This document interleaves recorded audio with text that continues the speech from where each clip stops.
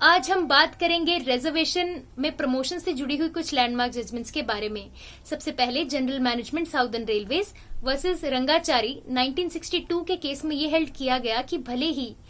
Promotions में reservation देना efficiency के लिए डेट्रीमेंटल है, लेकिन अगर आर्टिकल 16 के 4 को देखें तो वो इस बात के लिए अलाउ करता है। साथ ही आर्टिकल 16 का 1 अगर पढ़ें तो वहां पर मैटर्स रिलेटिंग टू एम्प्लॉयमेंट जो वर्ड है उसमें प्रमोशन भी इंक्लूड होगा और इसीलिए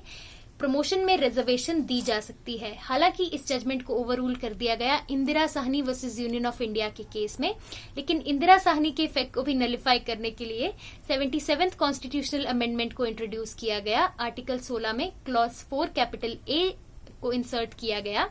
और प्रमोशंस में रिजर्वेशन को अलाउ कर दिया गया। इसके बाद union of India versus Veerpal Singh Chauhan में कोर्ट के आगे ये सवाल उठा कि अगर एक जनरल कैंडिडेट बाद में प्रमोट होता है SC/ST कैंडिडेट से सिर्फ रिजर्वेशन की वजह से, तो क्या उसे कॉन्सिक्वेंशियल सीनियोरिटी मिलेगी या जिसे हम कैचअप रूल कहते हैं, उसे अपनी सीनियोरिटी वापस से रिगेन होगी। तो इसमें कोर्ट ने कहा कि आर्टिकल 16 वैसे तो प्रोवाइड नहीं करता एक्सप्रेसली कॉन्सिक्वेंशियल सीनियोरिटी के लिए, लेकिन मेरिट को देखते हुए, एफिशिएंसी को देखते हुए इसे अलाउ किया जा सकता है।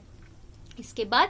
85th कॉन्स्टिट्यूशनल अमेंडमेंट इंट्रोड्यूस की गई 1995 में ही और आर्टिकल 16 में जो 4A जोड़ा गया था उसे अमेंड किया गया और इस तरीके से कॉन्सिक्वेंशियल सीनियोरिटी प्रोवाइड की गई। इसके बाद इंदिरा साहनी के केस में ये भी हेल्ड किया गया था कि जो प्रमोशंस के एग्जामिनेशंस होते हैं उनमें SC/ST कैंडिडेट्स को क्वालिफाइंग मार्क्स के मामले में रिलैक्सेशन नहीं दी जा सकती।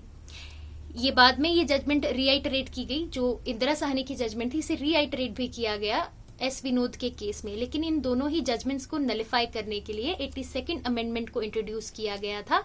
ईयर 2000 में। साथ ही article 335 of constitution of India जो है, जो मेरिटोक्रेसी की बात करता है, उसमें प्रोवाइजो ऐड किया गया था और इस तरीके से जो है क्वालिफाइंग मार्क्स में भी रिलैक्सेशन दे दी गई थी।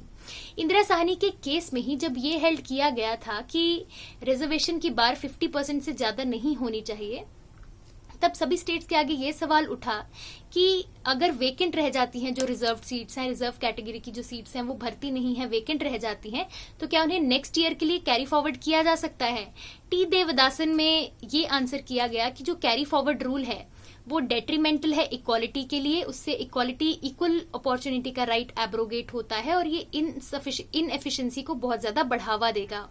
हालांकि इस जजमेंट को भी ओवररूल किया गया ईयर 2000 में ही 81st कॉन्स्टिट्यूशनल अमेंडमेंट को इंट्रोड्यूस करके, आर्टिकल 16 में 4B को इंट्रोड्यूस करके। इसके बाद जनहित अभियान वर्सेस यूनियन ऑफ इंडिया में चैलेंज किया गया था 103rd कॉन्स्टिट्यूशनल अमेंडमेंट को, जिसमें कि आर्टिकल 15 और 16 में क्लॉजेस 4 जोड़े गए थे दोनों में,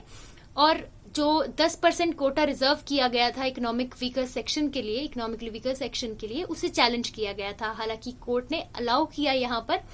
यानी कि अपहेल्ड किया 103rd कॉन्स्टिट्यूशनल अमेंडमेंट को, उसकी कॉन्स्टिट्यूशनैलिटी को, और ये कहा कि इससे 50% की सीलिंग भी वायलेट नहीं हो रही। तो उम्मीद है आपने आज कुछ नया सीखा होगा और इस छोटी सी वीडियो में बहुत सारे लॉज आपकी समझ में आए होंगे।